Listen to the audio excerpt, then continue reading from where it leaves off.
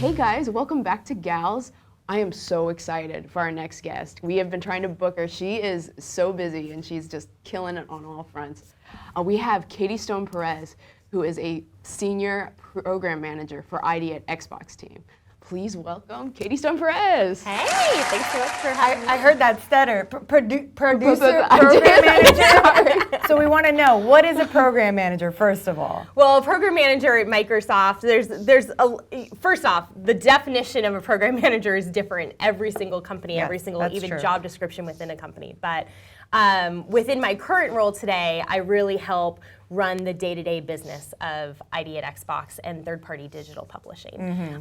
So really helping make sure that our developers have a successful journey ahead of them. So, Nice. But on a producer, I've been a producer for many years at Xbox as well, and that tends to be more game-related, where it has more game design impact. Oh, that in what sounds you're awesome. doing. Yeah. So we've invited Katie because she is a host of one of our shows, Level Up.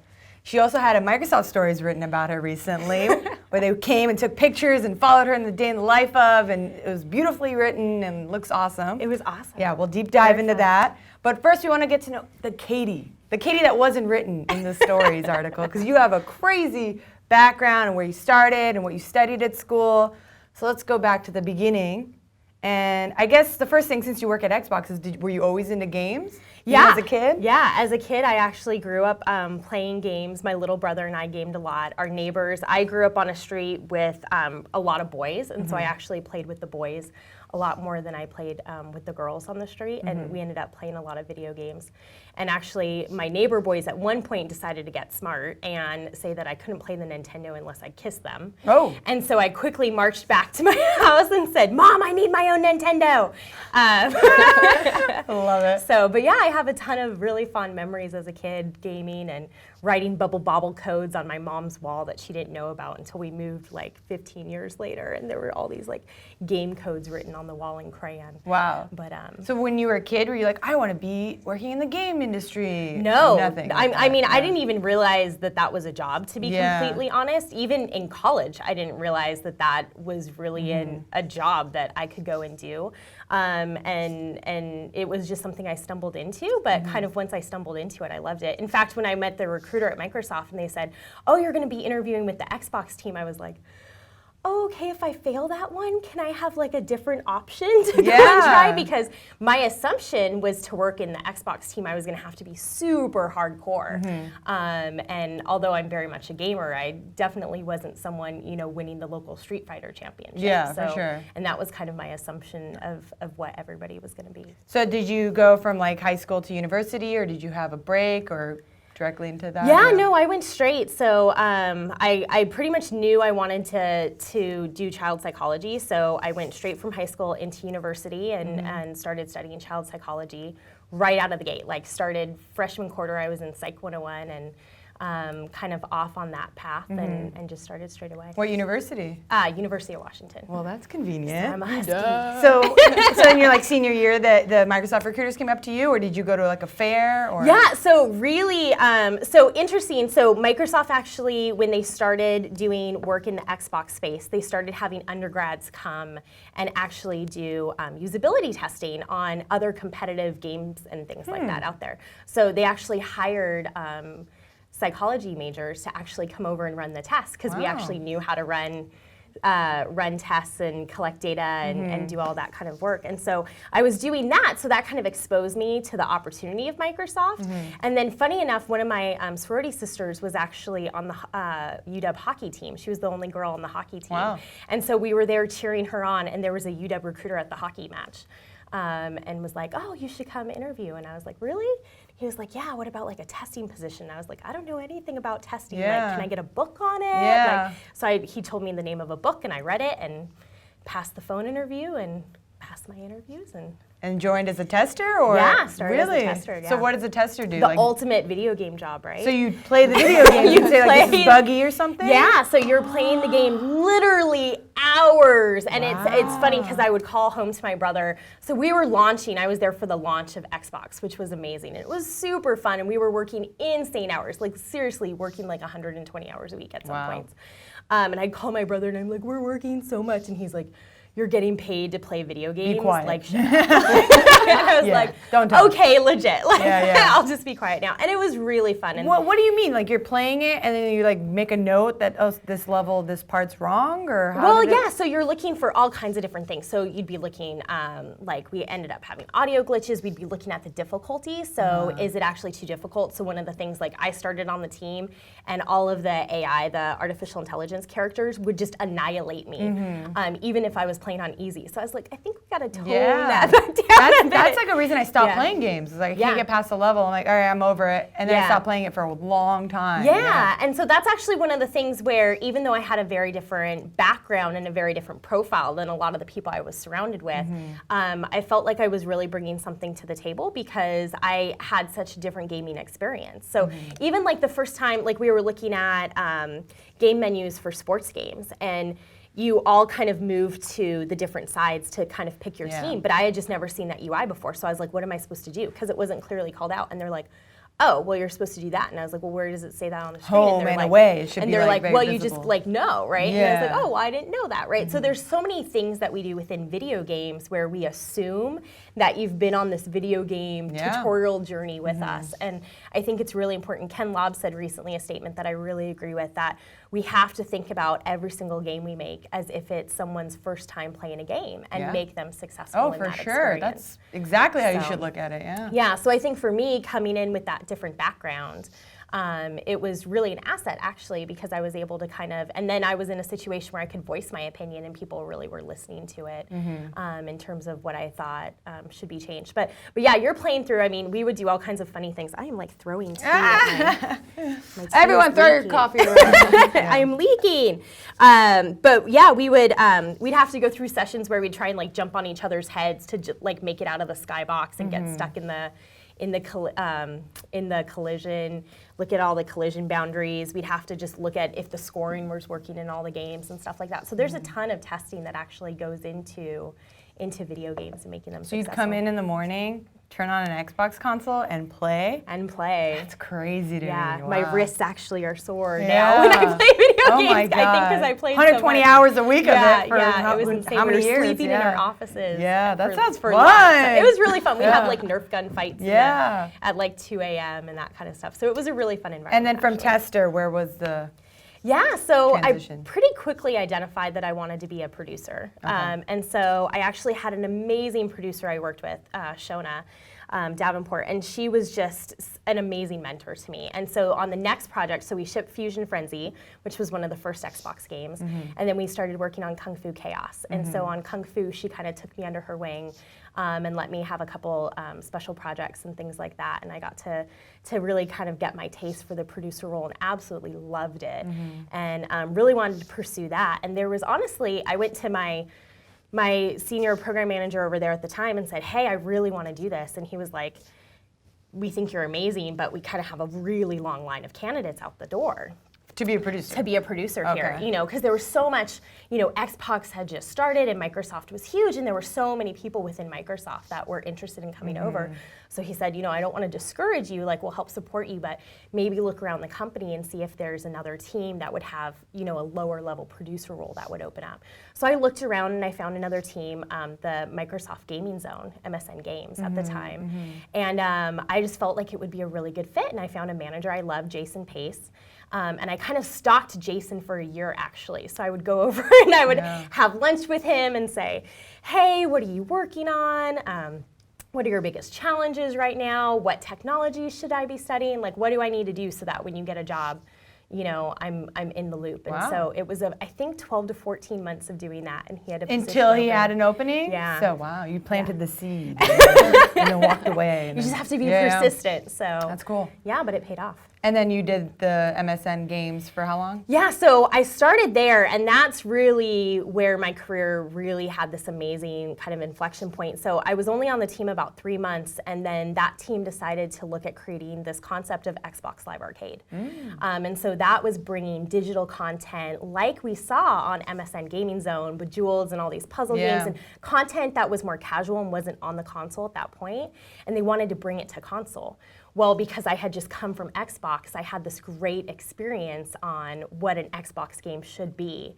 And so they decided to let me be the PM on the project. That's perfect.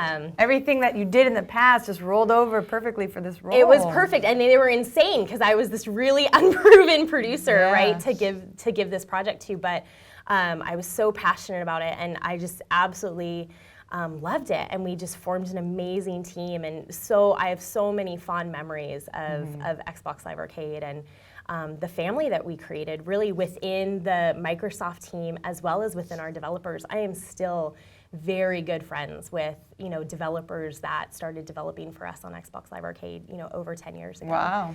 So. And then from Xbox Live games you went to? So from there I actually did some work with Mark Whitten, looking at a bunch of our live portfolio stuff and looking at some of our family-friendly stuff.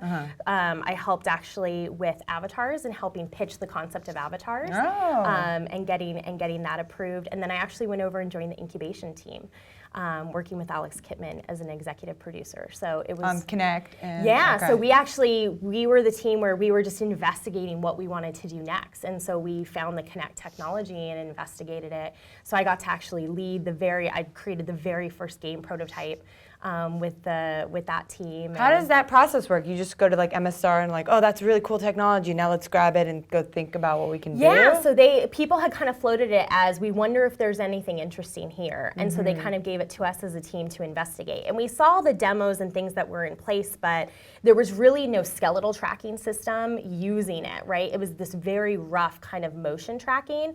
And so the precision wasn't there. But we could see that if we built a skeletal tracking system to partner with the technology, what it would be like.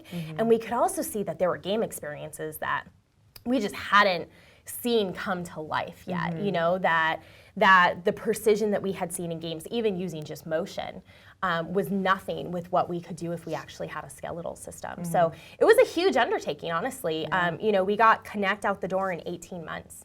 And to build that entire skeletal tracking system, there were a lot of challenges. In fact, it was kind of funny being on the team as a woman.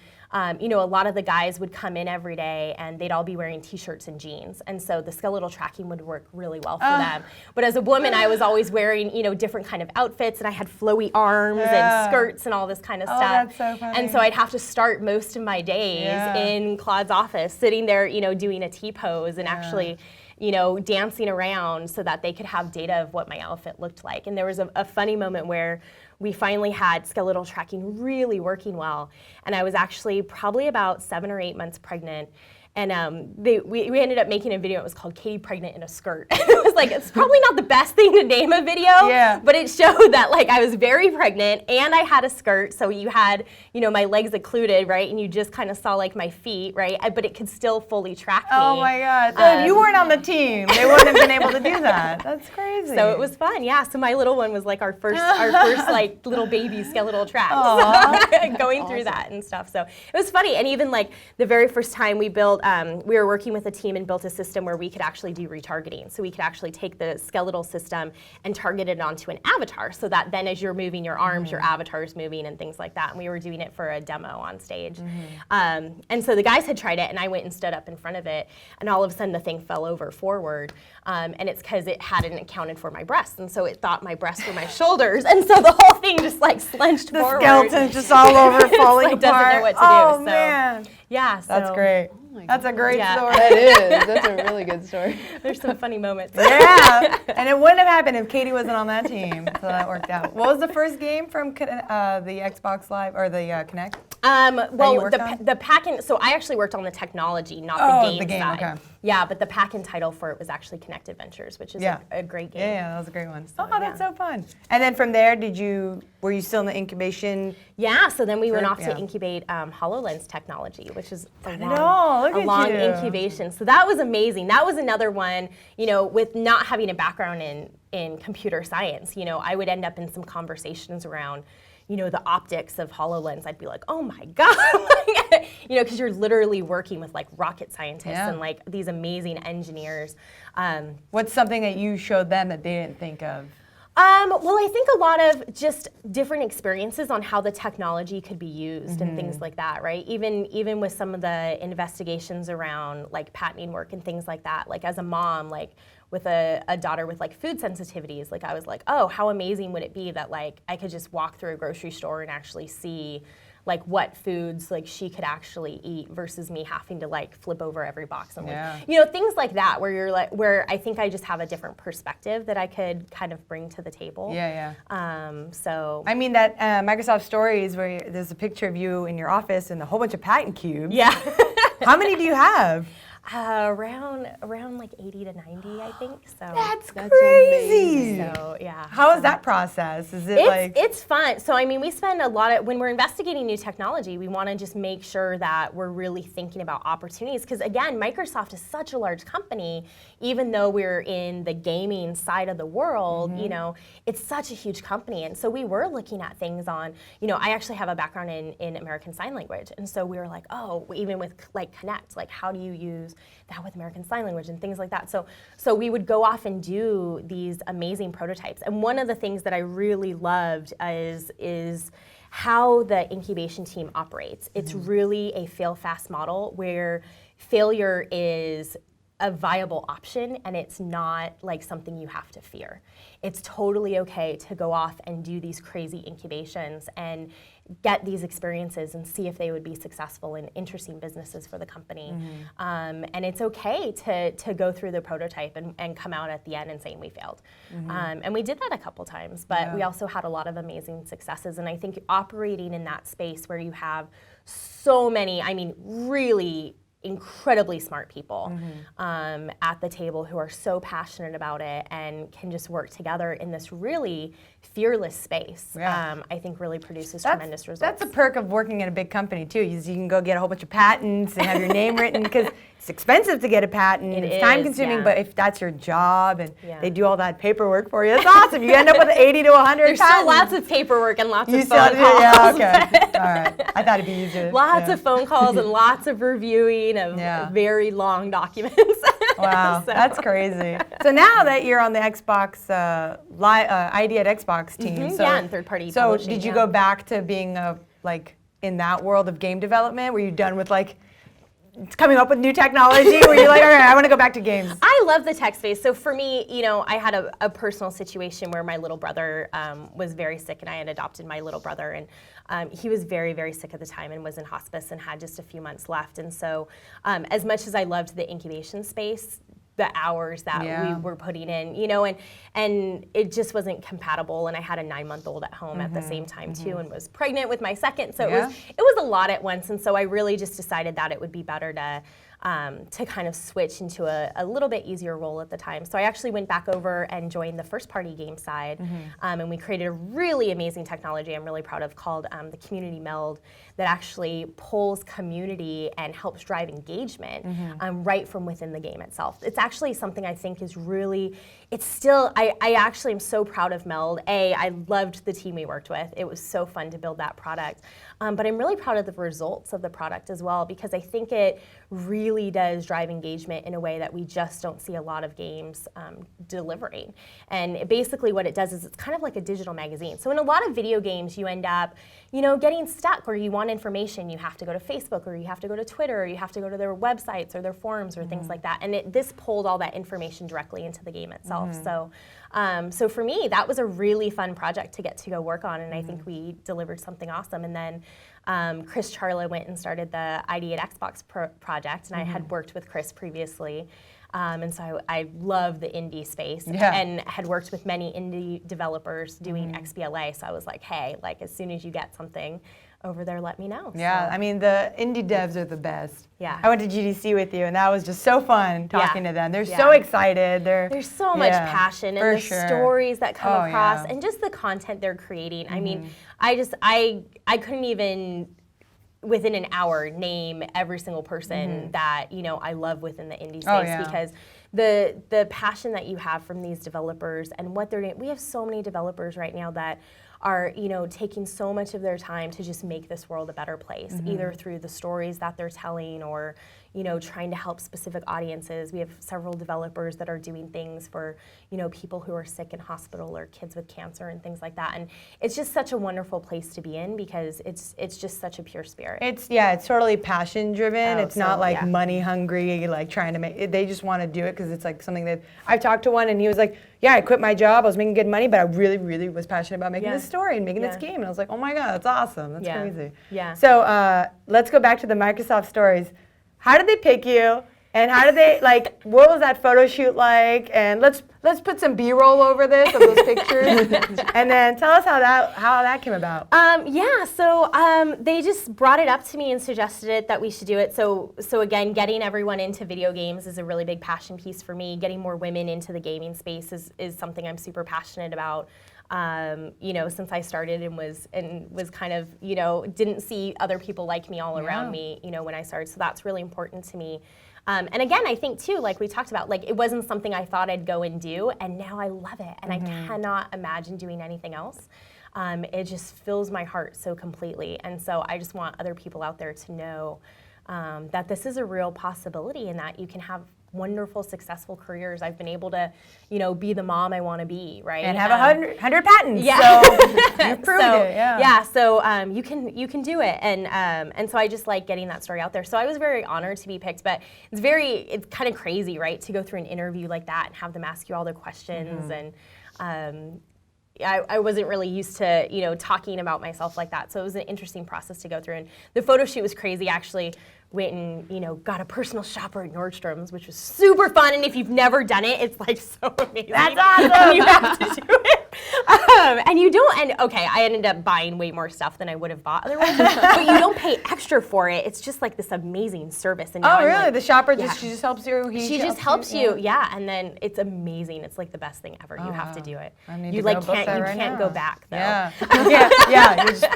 She finds me amazing shoes. Yeah, too. my sister's my personal shopper. Yeah, so I go to Nordstrom with her. She's just pulling things off the shelf. You need this. You need this. Yeah. And I'm like, no, I don't want to spend any more money. But so that was really crazy fun. And then for me, they were like, well, what, for the photo shoot, what is really, what are you really about? What are you really passionate about? And I was like, well, I'm a mom. That's, family, my kids are, and my husband, I'm so blessed with my family, and I'm, my proudest accomplishment out of everything is my kids, and who they are and the amazing little beings they are, and we all game together, right? Yeah. And and my daughters are, making their own video game designs, and I'll go out to brunch with girlfriends and come home, and my husband's a game designer, so I come home to this amazing design of a level or a video game or something that they've drawn out together. So they decided that they loved that kind of aspect, and so we decided to go and shoot photos not only in my office, but then do my family photos out at a farm that we go to a lot. Oh, that's so personal. I love it. Yeah. That spot is actually my oldest daughter. We have mysteriously, the teddy bears every year on her birthday decide to have a teddy bear picnic there.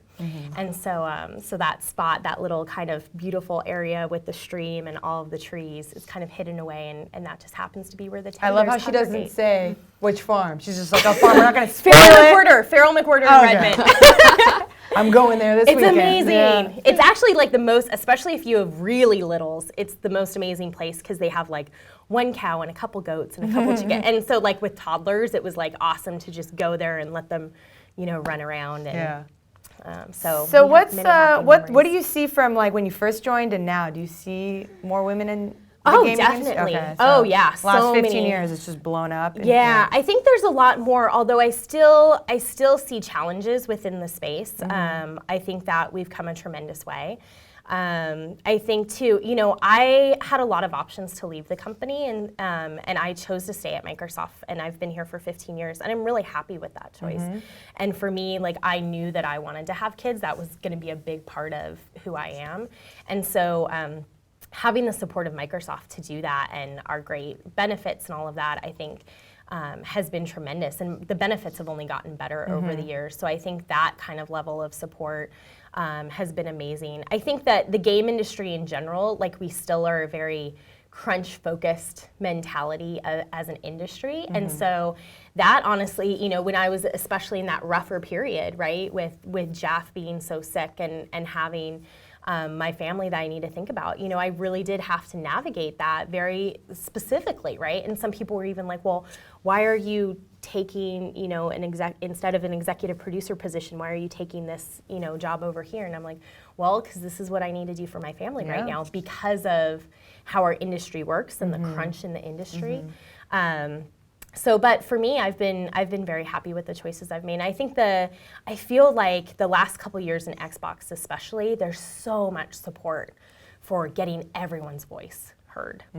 And it really makes me proud of us as a company because it's not just getting more women in games, it's just getting more thought. It doesn't, more people with different styles, more people with different gaming experience, more people, you know, all of these different things. You know, as we talked about, you know, when I was playing the game and I was like, oh, I didn't know this or that.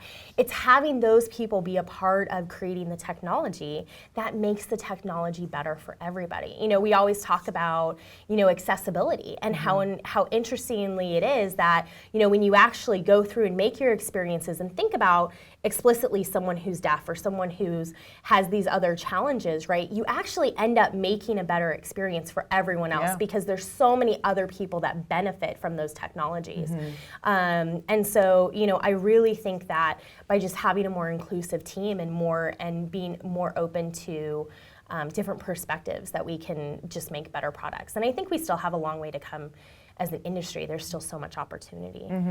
Well, this was awesome. It was. I learned a lot. Yeah. I mean, I wish I knew you could be a game tester when I was in college. I regret that now. There you go. I might join the Xbox team as Yeah. a tester. So let's end with a message to younger women and what you want to get across to them. So I would just say, you know, think about technology as a serious option and don't be afraid of it. So realize that it might not be perfect the first time you go and do it, but you know, Monet wasn't perfect the first time he went to paint either. And so that's one of the things I get when I talk with a lot of girls is, oh, you know, I tried it, but I wasn't instantly awesome at it. And don't feel like you have to be instantly awesome because that doesn't really exist. Like, you have to work at things, and as long as you really believe in yourself and are willing to put in the effort, you can totally do it. So, okay. That was awesome. That's exactly the message I wanted to get across, but very well said. So that works out. Thank you so much. Yeah, thanks for having me on. It was a blast.